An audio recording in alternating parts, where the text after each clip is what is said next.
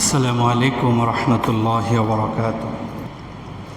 হযরত বিলাল রাদিয়াল্লাহু তাআলা আনহু নবীর জীবদ্দশায় নবীজি যে মসজিদের ইমামতি করতেন, হযরত বিলাল রাদিয়াল্লাহু তাআলা আনহু ওই নবীর মসজিদে নববীতেই মুয়াজ্জিনের দায়িত্ব পালন করতেন। যতদিন নবীজি বেঁচে ছিলেন বিলাল রাদিয়াল্লাহু তাআলা ততদিন মসজিদে নববীতে আজান দিতেন, এবং তিনি আজান দিতেন। ওই আজান শুনে সমস্ত মদিনাবাসীরা নামাজে আসত, আজান দিতেন। আজান শুনে নবীজি সাল্লাল্লাহু আলাইহি ওয়াসাল্লাম মসজিদে আগমন করতেন। এমনকি বিলাল রাদিয়াল্লাহু তাআলা যখন আশহাদু আন্না মুহাম্মাদুর রাসূলুল্লাহ বলতেন, তখন তিনি নবীজির চেহারার দিকে তাকাতেন যে আমার নবী এখানে বসা আছেন। আর মনে মনে চিন্তা করতেন যে নবী যেদিন থাকবেন না, আমি কিভাবে নবীকে ছাড়া এখানে দাঁড়িয়ে দাঁড়িয়ে আজান দিব। কি ভালোবাসা ছিল তাদের ভেতর নবীর প্রতি। নবীজি সাল্লাল্লাহু আলাইহি ওয়াসাল্লাম যখন দুনিয়ার মায়া ত্যাগ করে চলে গেলেন, দুনিয়া ছেড়ে চলে গেলেন, বিলাল রাদিয়াল্লাহু তাআলা আনহু মসজিদে নববীতে আর একটু আজান দিতে পারলেন না, এক ওয়াক্ত আজানও দিতে পারলেন না। নবীর মায়ায় কি ভালোবাসা ছিল নবীর প্রতি তার। তিনি আজান দিতেন, আজানের মধ্যে আশহাদু আন্না মুহাম্মাদুর রাসূলুল্লাহ বলতেন, নবী পাশে বসা থাকতেন। তিনি নবীজির চেহারার দিকে এরকম তাকিয়ে দেখতেন যে নবী এখানে বসা আছেন।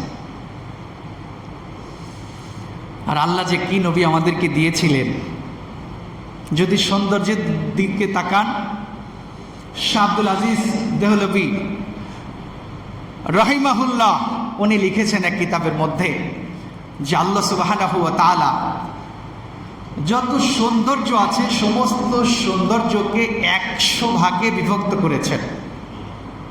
এর মধ্যে এক ভাগকে আলাদা করে ওই এক ভাগের অর্ধেক দিয়েছেন ইউসুফ আলাইহিস সালাতু ওয়াস সালামকে, আর বাকি অর্ধেক সারা পৃথিবীর যত সৌন্দর্য মণ্ডিত জিনিস আছে সমস্ত সৌন্দর্য মণ্ডিত জিনিসের মধ্যে বাকি অর্ধেক আল্লাহ তাআলা ছড়িয়ে ছিটিয়ে দিয়েছেন। কিন্তু তোমরা মনে রেখো, বিশ্বনবী সাল্লাল্লাহু আলাইহি ওয়াসাল্লামকে আল্লাহ তাআলার কাছে বাকি যে 99 ভাগ রেখেছেন, পুরা 99 ভাগ দিয়ে আল্লাহ তাআলা বিশ্বনবীকে বানিয়েছেন। সুবহানাল্লাহ। 100 ভাগের এক ভাগের অর্ধেক ইউসুফ আলাইহিস সালাতু ওয়াস সালামকে আল্লাহ তাআলা সৌন্দর্য দিয়েছিলেন। আর ওই সময় ইউসুফ আলাইহিস সালাতু ওয়াস সালামকে দেখে নারীরা যখন বেগুন কাটতে যেত, আলু কাটতে যেত, লাউ করতে যেত, তরকারি কাটতে যেত, ওই তরকারি কাটতে যেয়ে তারা তাদের আঙ্গুলগুলি কেটে ফেলত আবেগে। এত সৌন্দর্য মানুষ হয়। আম্মা জান আয়েশা রাদিয়াল্লাহু তাআলা আনহা বলেন, ইউসুফ আলাইহিস সালাতু ওয়াস সালামকে আল্লাহ তাআলা যত সৌন্দর্য দিয়ে বানিয়েছেন, ওই সময় নবী ইউসুফকে দেখে নারীরা তরকারি কাটতে যেয়ে তাদের আঙ্গুলগুলি কেটে ফেলত। আমার নবীকে আল্লাহ সুবহানাহু ওয়া তাআলা যে সৌন্দর্য দিয়েছিলেন, আজকের দুনিয়ার কোনো নারীরা বা সেই নারীরা যদি নবী করিম সাল্লাল্লাহু আলাইহি ওয়াসাল্লামের চেহারা একবার দেখত, তারা হাতের আঙ্গুল নয়, তারা তাদের শরীর কাটতে কাটতে কলিজা পর্যন্ত কেটে ফেলত, তাও নবী সাল্লাল্লাহু আলাইহি ওয়াসাল্লামের সৌন্দর্য তারা ভুলতে পারত না।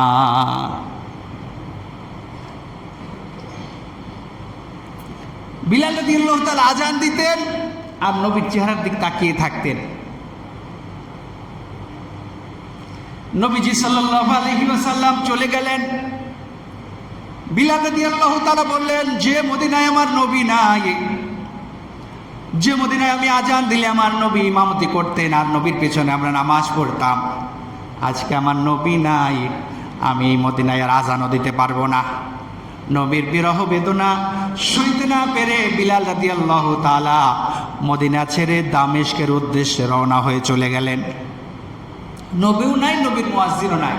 মানুষ একাকিত্ব ফিল করতে লাগলো, মদিনাবাসী এক অসহায়ত্ব ফিল করতে লাগলো, হাইরে নবীও নাই, নবীর মুয়াজ্জিনও নাই। এদিক দিয়ে 1 মাস 2 মাস 3 মাস চলে যায়, হযরত বিলাল রাদিয়াল্লাহু তাআলা মদিনায় আসেন না। 6 মাস হয়ে গেলে নবীজি সাল্লাল্লাহু আলাইহি ওয়াসাল্লাম একবার বিলালের সঙ্গে স্বপ্নযোগে যে দেখা করলেন, বললেন, বিলাল রে, তুমি কি আমাকে ভুলে গেছো নাকি? ও বিলাল, তুমি কি আমাকে ভুলে গেছো? প্রতিদিন কত হাজার হাজার মানুষ আমার রওজার সামনে যে আমাকে সালাম দেয়, আর আমি কত হাজার হাজার মানুষের সালাম প্রতিদিন গ্রহণ করি।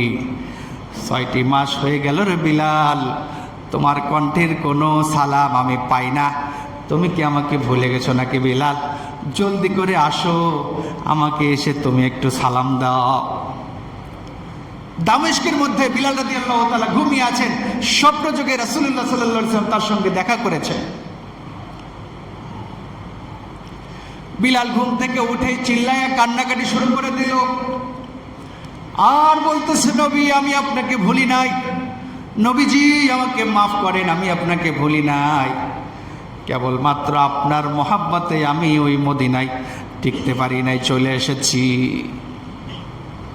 পরের দিন সকাল হতে না হতেই হযরত বিলাল রাদিয়াল্লাহু তাআলা গাটকি বুচকা কাঁধে নিয়ে আবার মদিনার উদ্দেশ্যে রওনা করেছেন। চতুর্দিক দিয়ে খবর হয়ে গেল বিলাল আসতেছে। মানুষের মধ্যে এক অন্যরকম অনুভূতি সৃষ্টি হলো যে রাসূলের যুগে যে বিলাল আযান দিত আর রাসূল ইমামতি করতেন, আজকে সেই বিলাল ফিরে এসেছে। সবাই মনে মনে ভাবছিল যে মনে হয় নবী আমাদের মাঝে আবার ফিরে এসেছে। এমন এক আনন্দ উৎফুল্ল মদিনাবাসীর মধ্যে কাজ করছিল। বিলাল রাদিয়াল্লাহু তাআলা মদিনায় আসলেন, কোনো হাসি নাই, শুধু কান্না, শুধু কান্না। এসেই কারোর সাথে কোনো কথা না বলে সরাসরি রোজা পাকের সামনে দাঁড়িয়ে, আসসালামু আলাইকা ইয়া রাসূলুল্লাহ, আসসালাতু ওয়াসসালামু আলাইকা ইয়া হাবিবাল্লাহ, এইভাবে নবীজির রওজার সামনে দাঁড়িয়ে নবীকে সালাম দেওয়া শুরু করেছেন। আর বলছেন, ইয়া রাসূলুল্লাহ, আমি আপনাকে ভুলি নাই, আমি আপনাকে ভুলি নাই, আমি আমার জীবনের চেয়েও আপনাকে বেশি ভালোবাসি, কিন্তু আপনার ব্যথা সইতে না পেরে আমি মদিনা ছেড়ে দামেস্কে চলে গিয়েছি। নবীকে সালাম দিয়ে আবার চলে যাচ্ছেন দামেস্কের উদ্দেশ্যে, আমি এই মদিনায় থাকবো না, যে মদিনায় নবী না, আমি এই মদিনায় থাকবো না, আমি চলে যাব। সাহাবায়ে কেরাম বিলালকে বললেন, বিলাল আপনি যাবেন না, আপনি এখানে থাকেন, আপনি আজান দিবেন, আপনার আজান শুনে আমরা নামাজে আসবো, আমরা আল্লাহকে প্রাণ ভরে সেজদা দিব, আপনি যাবেন না।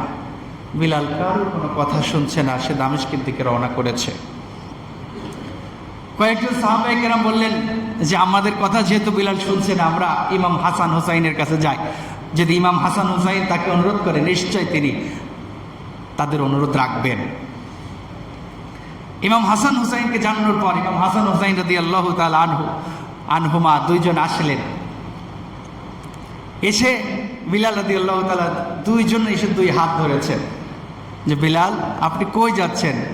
যেখানেই যান আজকে আজান দিয়ে যাইতে হবে, আজকে আজান দিয়ে যাইতে হবে। আর বিলাল রাদিয়াল্লাহু তাআলা তার জীবদ্দশায় কতবার দেখেছেন যে নবীর নাতিরা নবীকে যে আবদার করেছে, সে আবদার নবী সঙ্গে সঙ্গে পালন করেছেন। বলেছেন, না না, ঘোড়া হন, আমরা আপনার পিঠে উঠব। মুহূর্তের মধ্যে নবীজি সাল্লাল্লাহু আলাইহি ওয়াসাল্লাম ঘোড়া হয়েছেন। হাসান হুসাইন পিঠের উপর উঠে ঘোড়ার উপর সোয়ার হয়ে লাফালাফি করা শুরু করেছে। সেই দুইজন নবীর প্রিয় দৌহিত্র যে বলছে, বিলাল যাবেন, আজান দিয়ে যাইতে হবে। বিলাল রাদিয়াল্লাহু তাআলা তাদের অনুরোধ রক্ষা করলেন, এসে মসজিদে নববীতে দাঁড়িয়ে আজান শুরু করেছেন। তার আজানের মধ্যে এমন নূর ছিল, এমন আবেগ ছিল, এমন তাকওয়া ছিল যে বিলাল রাদিয়াল্লাহু তাআলা মুখে আজান দিতেন, কিন্তু ওই আজানের শব্দ আরশে আজিম পর্যন্ত আল্লাহ তাআলার দরবারে পৌঁছে যেত। সুবহানাল্লাহ। কিতাবের মধ্যে লেখে বিলাল রাদিয়াল্লাহু তাআলা ওই সময় মুখে আজান দিতেন, কিন্তু তার মুখের আজান ধ্বনির মধ্যে এত নূর ছিল, এত তাকওয়া ছিল, ওই তাকওয়া, ওই নূর প্রায় 41 কিলোমিটার দূর পর্যন্ত কেবলমাত্র তার মুখের আজানের শব্দ 41 কিলোমিটার দূর পর্যন্ত ছড়িয়ে পড়তো। বলে সুবহানাল্লাহ। বিলাল রাদিয়াল্লাহু তাআলা আজান শুরু করেছেন। আল্লাহু আকবার, আল্লাহু আকবার, আশহাদু আল্লা ইলাহা ইল্লাল্লাহ, আশহাদু আন্না মুহাম্মাদুর রাসূলুল্লাহ পর্যন্ত যখন এসছেন, সঙ্গে সঙ্গে বেহুশ হয়ে পড়ে গেলেন। কারণ তিনি নবীর জীবদ্দশায় যতবার আশহাদু আন্না মুহাম্মাদুর রাসূলুল্লাহ আজানের মধ্যে এই শব্দটা ব্যবহার করতেন, তিনি সঙ্গে সঙ্গে নবীর চেহারার দিকে একবার তাকিয়ে দিতেন। তো আজকে তিনি আজান দিচ্ছেন, নবী পাশে নাই, নবীর কথা মনে পড়ে একেবারে আবেগ আপ্লুত হয়ে আশহাদু আন্না মুহাম্মাদুর রাসূলুল্লাহ পর্যন্ত বলেছেন, ওখানেই অজ্ঞান হয়ে পড়ে গেছেন। কি ভালোবাসা ছিল তাদের মধ্যে নবীর। আখিরু দাওয়ানা আনিল হামদুলিল্লাহি রাব্বিল আলামিন।